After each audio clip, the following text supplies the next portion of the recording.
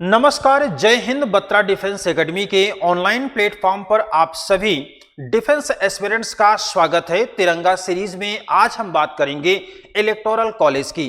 दोस्तों, आपको पता है कि दो ऐसे पदाधिकारी होते हैं हमारे संविधान के अनुसार जो कि प्रेसिडेंट और वाइस प्रेसिडेंट हैं।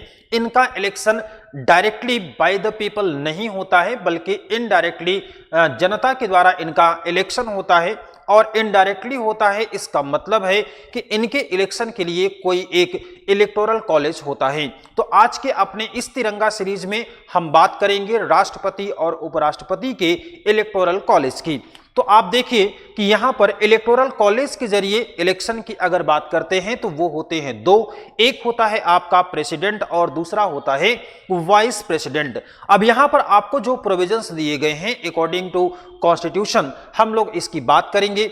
इसके बाद में इस पर जितने भी बेस्ड क्वेश्चंस होंगे आपके अलग अलग परीक्षाओं में पूछे गए, उन सब की हम लोग यहां पर प्रैक्टिस करेंगे।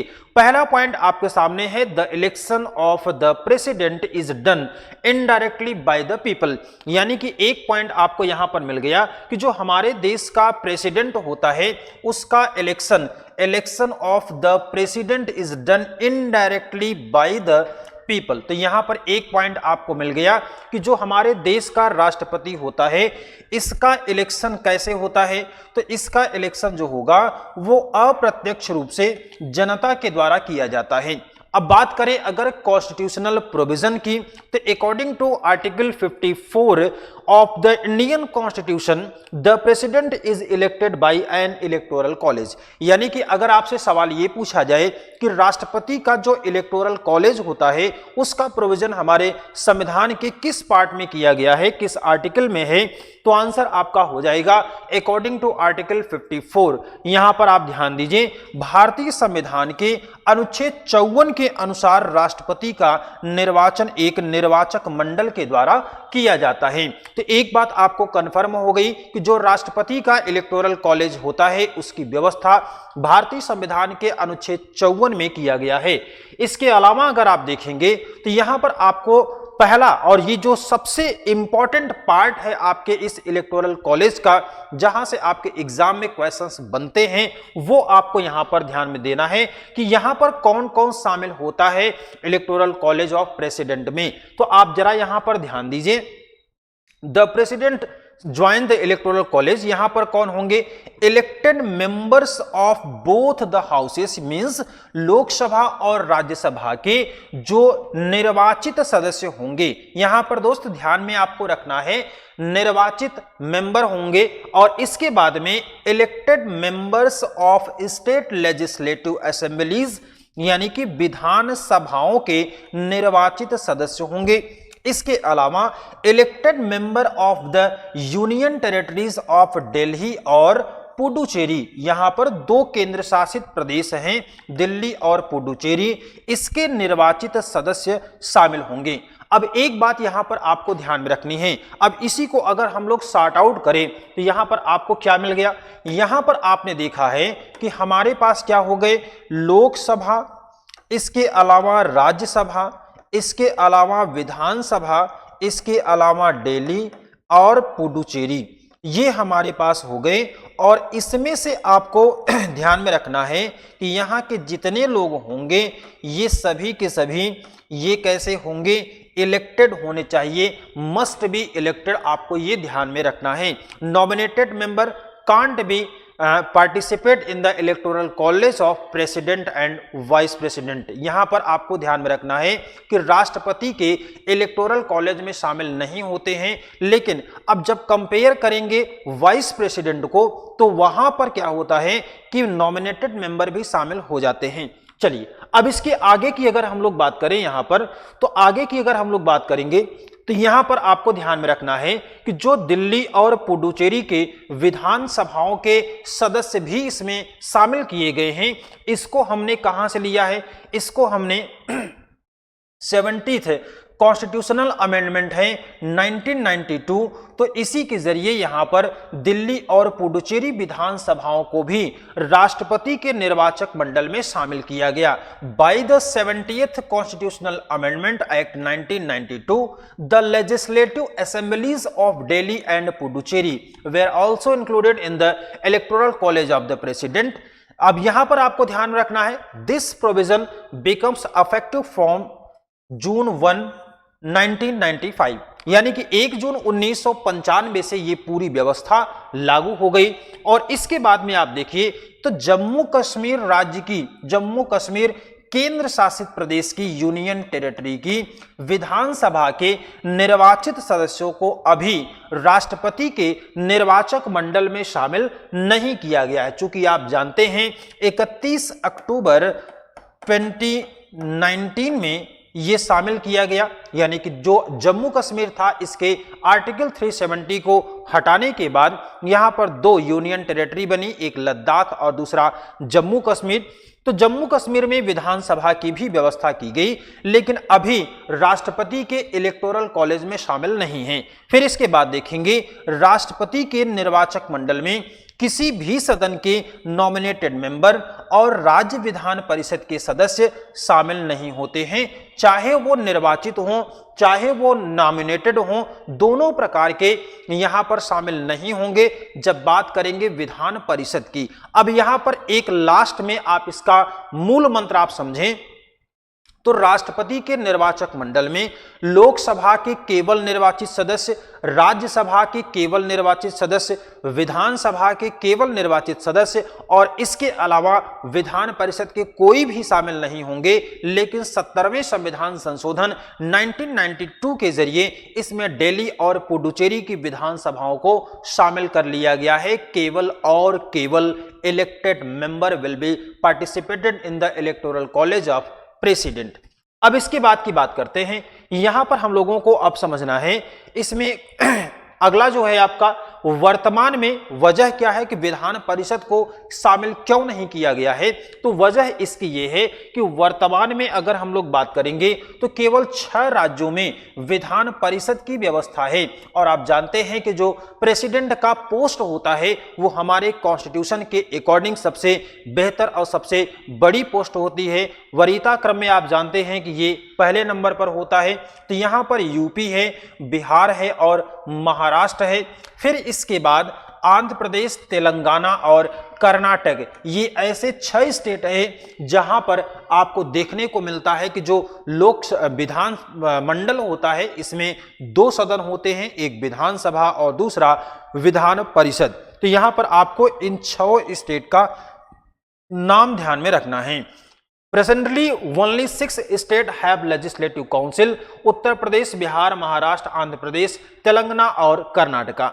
अब इसके बाद यहां पर एक कंडीशन आप समझिए, जब कोई सभा विघटित हो गई हो तो उसके सदस्य राष्ट्रपति के निर्वाचन में मतदान नहीं कर सकते हैं। लेकिन यह भी आपको समझना है कि अगर कोई सभा विघटित हो गई है तो उस कंडीशन में राष्ट्रपति का इलेक्शन टाला नहीं जाता है, यह भी आपको ध्यान में रखना है।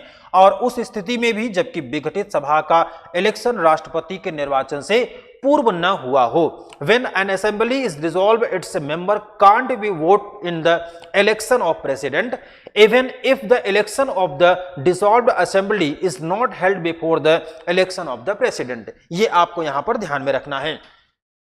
अब इसके बाद आप बात करें तो अगले पॉइंट में हम लोगों को बात करनी है उपराष्ट्रपति का जो निर्वाचक मंडल होता है, मींस अब हम लोगों को बात करनी है electoral college of vice president की। और यह भी समझेंगे कि उपराष्ट्रपति और राष्ट्रपति के इलेक्टोरल कॉलेज में किस बात का डिफरेंस होता है, आपके एग्जाम के लिहाज से काफी महत्वपूर्ण होते हैं। यहां पर आप ध्यान दीजिए कि जब हम लोग बात करते हैं वाइस प्रेसिडेंट की तो यहां पर दीजिए कि उपराष्ट्रपति संसद के दोनों सदनों के निर्वाचित सदस्य के निर्वाचक मंडल के द्वारा संसद के दोनों सदनों के सदस्यों के, मींस यहां पर क्या हो गया, यहां पर बोथ विल बी पार्टिसिपेटेड, यहां पर बोथ पार्टिसिपेट करेंगे। कौन कौन से?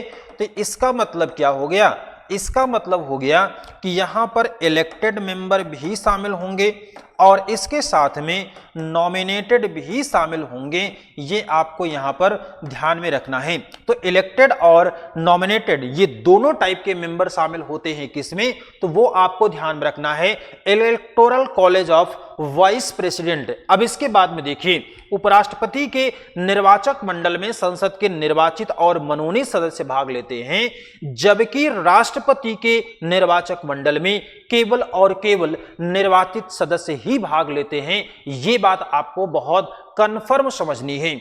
अब एक बार हम लोग इस पर देखते हैं कि कौन कौन से मुख्य रूप से डिफरेंस पाए जाते हैं प्रेसिडेंट और वाइस प्रेसिडेंट के इलेक्टोरल कॉलेज में। अगर बात करते हैं राष्ट्रपति के इलेक्टोरल कॉलेज की, तो यहां पर संसद के दोनों सदनों को केवल निर्वाचित सदस्य भाग लेते हैं, जबकि उपराष्ट्रपति के इलेक्शन में संसद के दोनों सदनों के दोनों सदस्य भाग लेते हैं। इसके अलावा राष्ट्रपति के इलेक्शन में राज्य की विधानसभाओं के सदस्य और दिल्ली पुडुचेरी विधानसभाओं के सदस्य भी भाग लेते हैं, केवल और केवल निर्वाचित।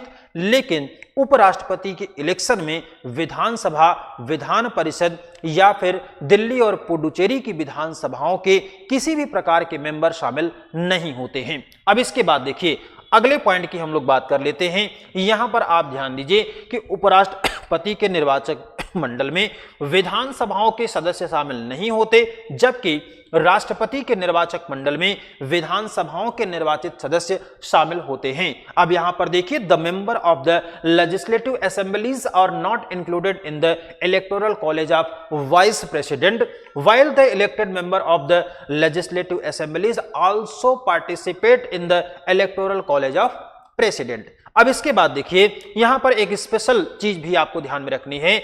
जो मूल संविधान था हमारा, यानी कि जो 1949 में बनकर तैयार हुआ, 1950 में ये लागू हुआ, तो उस वाले संविधान की अगर बात करें तो मूल संविधान में व्यवस्था किया गया था कि जो उपराष्ट्रपति का इलेक्शन होगा, निर्वाचन संसद के दोनों सदनों की संयुक्त बैठक के द्वारा किया जाएगा। लेकिन इस व्यवस्था को 11वें संविधान संशोधन 1961 में इसको हटा दिया गया।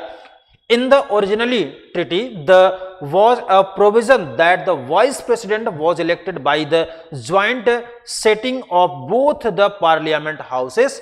This agreement was removed by the 11th Constitutional Amendment Act 1961। तो यहां पर आपको ध्यान में क्या रखना था कि जो उपराष्ट्रपति का इलेक्शन मूल संविधान की अगर हम लोग बात करते हैं, तो मूल संविधान में उपराष्ट्रपति के इलेक्शन के लिए व्यवस्था किया गया था कि इसका जो इलेक्शन होगा वो संयुक्त बैठक, यानी कि संसद के दोनों सदनों की संयुक्त बैठक के आधार पर किया जाएगा। लेकिन इस व्यवस्था को 11वें संविधान संशोधन के जरिए 1961 में इसको समाप्त कर दिया गया और उसके लिए एक निर्वाचक मंडल की व्यवस्था की गई, जिसमें संसद के दोनों सदनों के निर्वाचित और मनोनीत सदस्य भाग लेते हैं। तो ये सारी जानकारी थी आपके लिए, जो कि राष्ट्रपति और उपराष्ट्रपति के निर्वाचक मंडल में शामिल होने से संबंधित थी। और अब आइए इस पर आधारित कुछ महत्वपूर्ण प्रश्नों का हम लोग अभ्यास भी करते हैं, प्रैक्टिस करेंगे। तो लेट्स स्टार्ट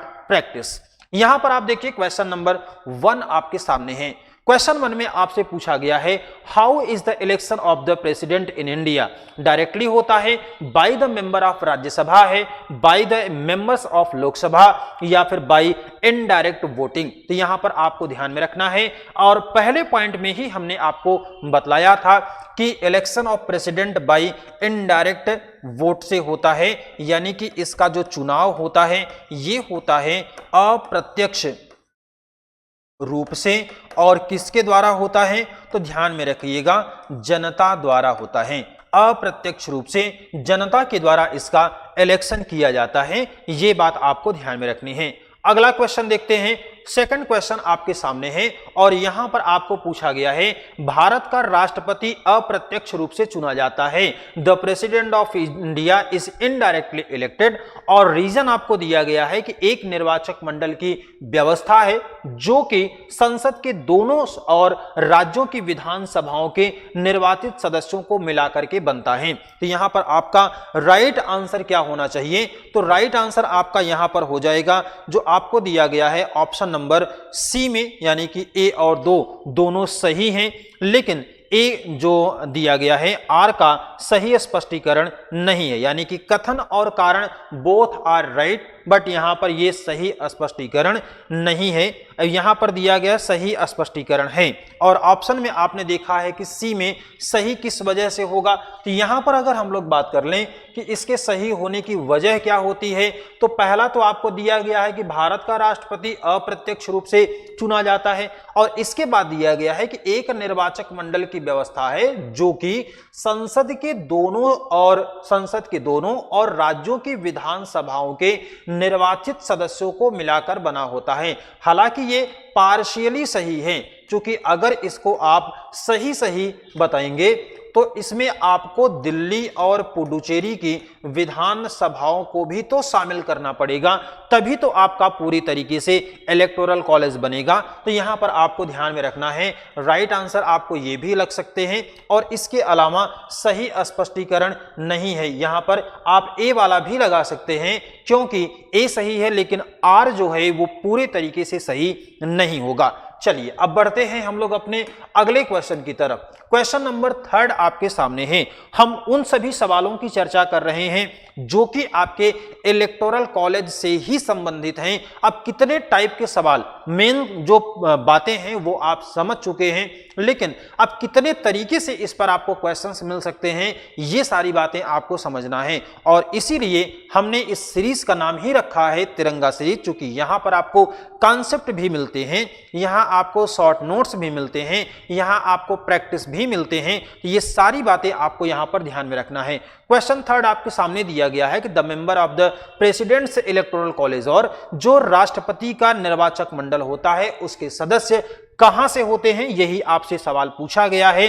तो आप जानते हैं संसद के दोनों सदनों के निर्वाचित सदस्य तो बिल्कुल शामिल होते हैं। इसके अलावा राज्य विधान मंडलों के दोनों सदनों के निर्वाचित सदस्य, अब यहां पर आपको ध्यान में क्या रखना है, विधान मंडल की जब बात कर लेंगे तो यहां पर दोनों शामिल हो जाएंगे, विधानसभा और विधान परिषद, जो कि ये आपका गलत हो जाएगा। सभी राज्यों की विधानसभाओं के निर्वाचित सदस्य बिल्कुल सही है। दिल्ली और पुडुचेरी विधानसभाओं के सदस्य, तो ये भी बिल्कुल सही होगा। तो 1, 3 और 4 आपका यहां पर राइट आंसर हो जाएगा, यानी कि ऑप्शन नंबर डी में आपको जो दिया गया है यहां पर आपका सही जवाब होगा। अगला क्वेश्चन देखिए, 4th आपके सामने है। भारतीय संविधान के 70वें संविधान संशोधन के द्वारा भारत के राष्ट्रपति के चुनाव में जिन 2 केंद्र शासित प्रदेशों को भाग लेने का अधिकार दिया गया है वो कौन कौन से हैं? फिर से पढ़ते हैं। The 2 union territory which have been given the right to participate in the election of president of India by the 70th amendment of the Indian constitution are. यहां पर आपको बताना है कि वो कौन से 2 केंद्र शासित प्रदेश हैं। तो राइट आंसर आपका क्या होगा, दिल्ली और पुडुचेरी ऐसी 2 केंद्र शासित प्रदेश हैं जिनको हम राष्ट्रपति के इलेक्शन में शामिल करते हैं। अगला सवाल आप देखिए, 5th क्वेश्चन आपके सामने है। निम्नलिखित में से कौन भारत के राष्ट्रपति के निर्वाचन के लिए निर्वाचक गण में शामिल नहीं होता है? तो कौन कौन शामिल नहीं होते हैं यहां पर आप देखिए। पहला दिया गया है लोकसभा के निर्वाचित सदस्य शामिल होते हैं, राज्यसभा के निर्वाचित सदस्य शामिल होते हैं, राज्यों की विधान सभाओं के निर्वाचित सदस्य शामिल होते हैं, राज्यों की विधान परिषदों के निर्वाचित सदस्य शामिल नहीं होते हैं। तो राइट आंसर आपका क्या हो जाएगा, ऑप्शन नंबर डी।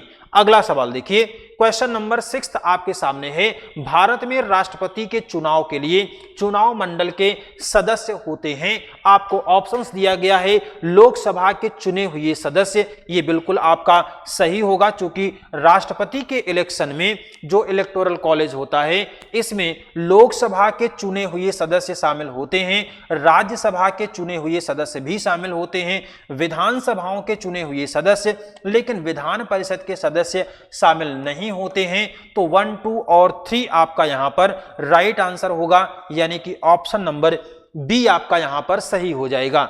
अगला सवाल देखेंगे, क्वेश्चन नंबर 7 आपके स्क्रीन पर है। सवाल आपसे पूछा गया है कि निम्नलिखित में से कौन राष्ट्रपति के चुनाव प्रकरण के लिए सही नहीं है? Which of the following is not correct for the president election episode. तो यहां पर आप देखिए, पदस्थ राष्ट्रपति की पदावधि से पूर्व उत्तराधिकारी का चुनाव आवश्यक हो जाता है। यहाँ पर successor must be elected before the term of office of the incumbent president expires. तो यहां पर आपको ध्यान में रखना है, जो पहला स्टेटमेंट आपको दिया गया है कि राष्ट्रपति का जो उत्तराधिकारी होगा उसका इलेक्शन पहले ही हो जाना चाहिए या नहीं होना चाहिए। फिर इसके बाद देखिए, सेकंड आपको दिया गया है कि राष्ट्रपति अपना पदभार ग्रहण करने की तारीख से 5 वर्ष तक बने रहेंगे। इसके बाद राष्ट्रपति का उत्तराधिकारी आने तक कार्यकाल की समाप्ति पर भी वह अपने पद पर बना रहेगा। और चौथा है, निर्वाचक मंडल के अपूर्ण होने के आधार पर राष्ट्रपति का चुनाव स्थगित किया जा सकता है। तो मैंने आपको नोट में ही इस बात को बतलाया था कि निर्वाचक मंडल के अपूर्ण होने की कंडीशन में इसका इलेक्शन नहीं रोका जा सकता है। ये पॉइंट आपको काफी इंपॉर्टेंट है, इसको आप ध्यान में रखिएगा। नेक्स्ट क्वेश्चन है क्वेश्चन नंबर 8 आपके सामने।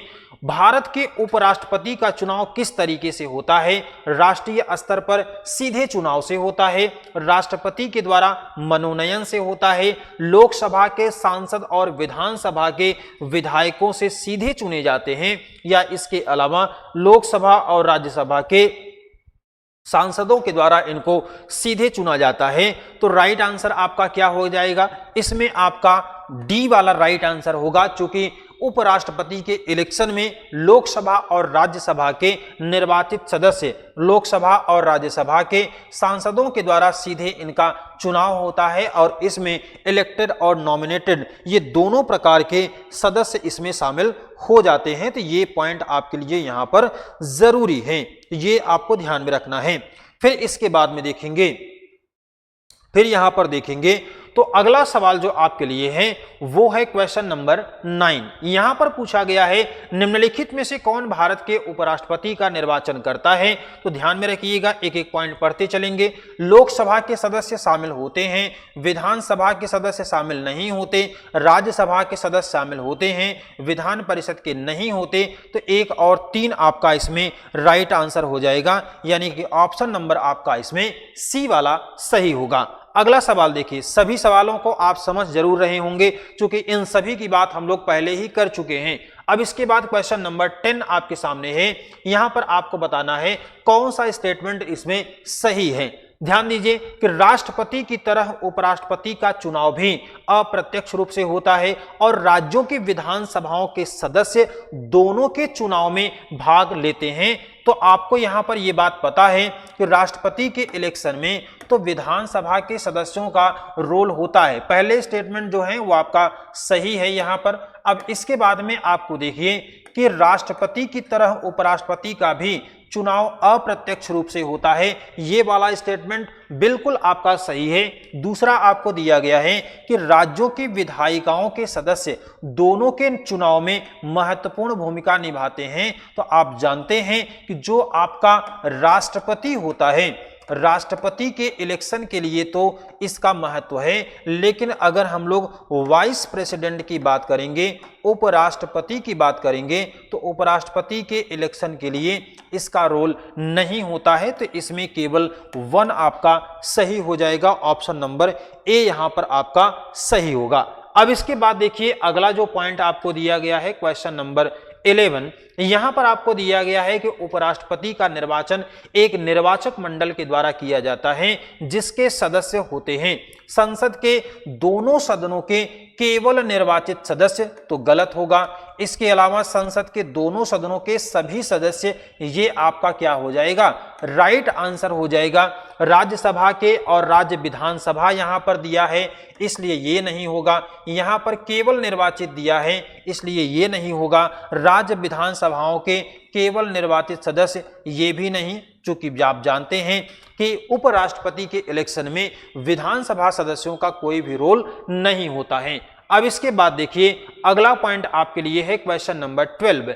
यहां पर दिया गया भारत के उपराष्ट्रपति का चुनाव किस तरीके से होता है, राष्ट्रीय स्तर पर सीधे चुनाव से, राष्ट्रपति के द्वारा मनोनयन से, या फिर लोकसभा के सांसद और विधानसभा के विधायकों से सीधे चुनाव के द्वारा, या फिर लोकसभा और राज्यसभा के सांसदों द्वारा सीधे चुनाव से। तो यहां पर आपका राइट आंसर क्या हो जाएगा, राइट आंसर हो जाएगा ऑप्शन नंबर डी होगा, लोकसभा और राज्यसभा के सांसदों द्वारा सीधे इनका इलेक्शन किया जाता है।